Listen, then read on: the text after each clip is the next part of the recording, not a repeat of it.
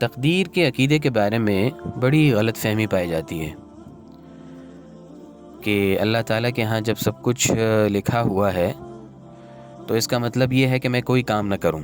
تو کام چور جو لوگ ہوتے ہیں اور کام سے جی چرانے والے جو لوگ ہوتے ہیں وہ تقدیر کے عقیدے کو غلط استعمال کرنے کی کوشش کرتے ہیں.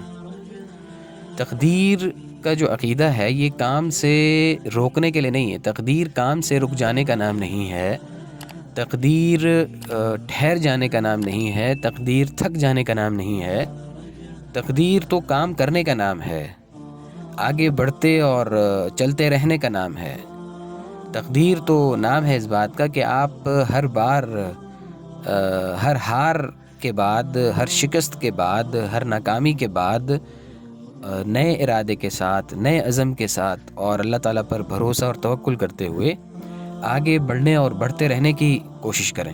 یہ ہے تقدیر. آپ صلی اللہ علیہ وسلم کی حدیث جو ہمارے سامنے آئی ہے وہ ہمیں یہی سمجھانا چاہ رہی ہے کہ صحابہ کرام نے بھی یہی پوچھا کہ اللہ کے رسول، جب اللہ تعالیٰ کی طرف سے یہ بات طے ہے کہ کس نے جنت میں جانا ہے، کس نے جہنم میں جانا ہے، تو پھر ہم کیوں کام کریں، ہم کیوں نیک عمل کریں یا ہم کیوں گناہوں سے بچیں؟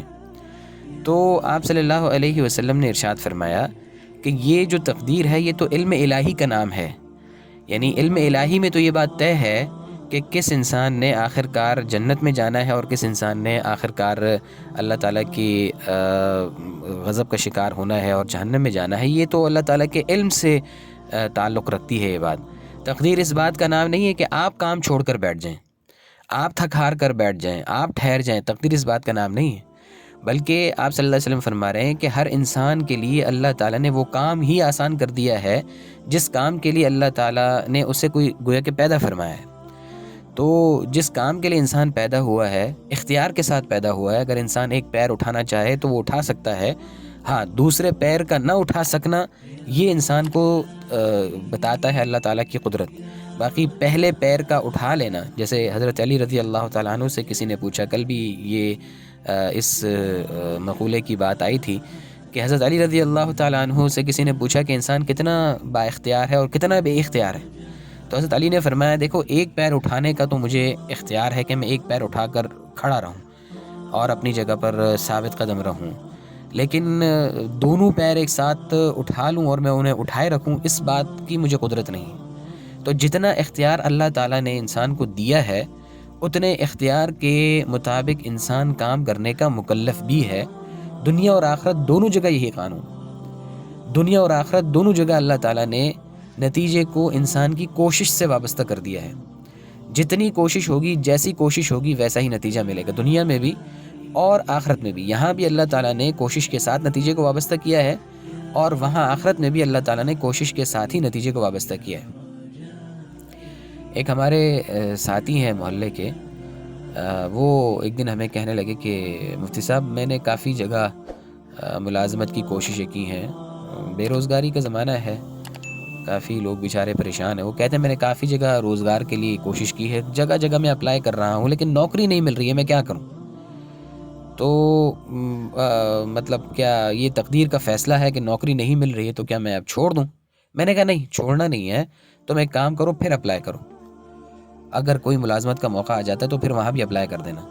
اور دیکھو، اگر جس جگہ تم اپلائی کر رہے ہو وہاں بھی ملازمت نہ ملے تو پھر دوسری جگہ کہیں ملازمت کا موقع ہے تو وہاں دوبارہ اپلائی کر دینا، دوبارہ عزم کے ساتھ، ارادے کے ساتھ، اللہ تعالیٰ پر بھروسہ کرتے ہوئے پھر اپلائی کر دینا. اللہ تعالیٰ نے دنیا کی زندگی کے لیے قانون یہی بنایا ہے کہ انسان کی کوشش سے نتیجے کو وابستہ کیا ہے، انسان کی محنت سے نتیجے کو وابستہ کیا ہے.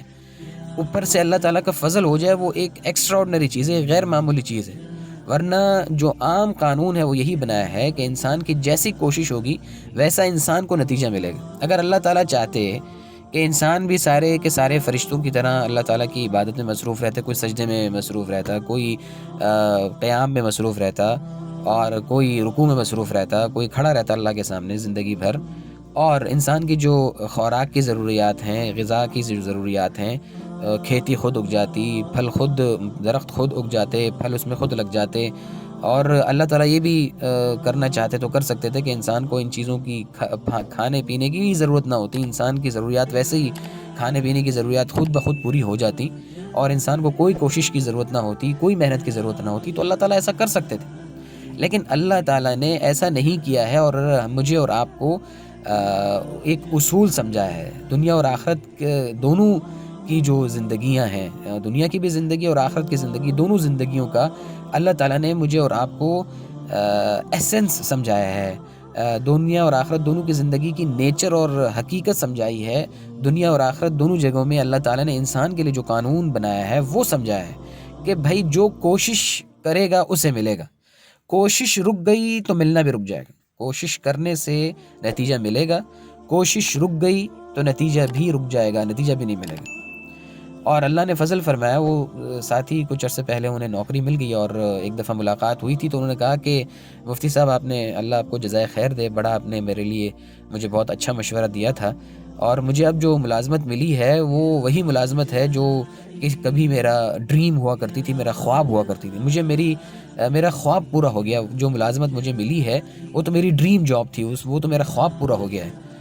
تو اب آپ مجھے بتائیے کہ اگر وہ تقدیر کا سہارا لے کر اور تقدیر کی بات کر کے کہ بھئی اللہ تعالیٰ نے تو میرے لیے تقدیر میں لکھا ہی نہیں ہے، میں اپلائی کرنا چھوڑ دیتا ہوں، تو آپ مجھے بتائیے کہ اگر وہ اپلائی کرنا ہی چھوڑ دیتا اور ملازمت کے لیے اپنی کوشش ہی چھوڑ دیتا تو کیا اسے یہ نتیجہ ملتا؟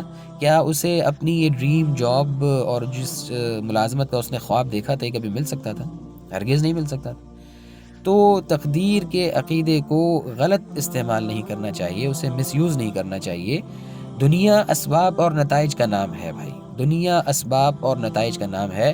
آخرت میں ملنے والے انعام بھی اسباب کے ساتھ ملیں گے، اعمال کے ساتھ ملیں گے. آخرت میں ملنے والا جو بھی انعام ہے یا خدا نخواستہ جو بھی سزا ہے وہ بھی دنیا میں کیے ہوئے جو اعمال ہیں وہ ان کے اسباب ہیں، اس کے وہ نتائج ہوں گے جو ہمیں آخرت میں ملیں گے. جزا کی صورت میں اللہ تعالیٰ ہمیں ملائے اور یا پھر سزا کی صورت میں اللہ تعالیٰ ہماری حفاظت فرمائے. تو جو محنت کرے گا وہ پھل ضرور کھائے گا اور جو رک جائے گا تو اس سے روک لیا جائے گا بھائی. جو رک جائے گا اس سے روک لیا جائے گا. جو تھک ہار کر بیٹھ جائے گا اسے نتیجہ کبھی نہیں ملے گا، اسے منزل کبھی نہیں ملے گی. اس لیے دنیا اور آخرت دونوں کی زندگانی میں انسان کو اچھے نتائج حاصل کرنے کے لیے کمر بستہ رہنا چاہیے، کوشش میں لگا رہنا چاہیے اور ہمت ہار کر بیٹھ جانا اور ٹھہر جانا نہیں چاہیے.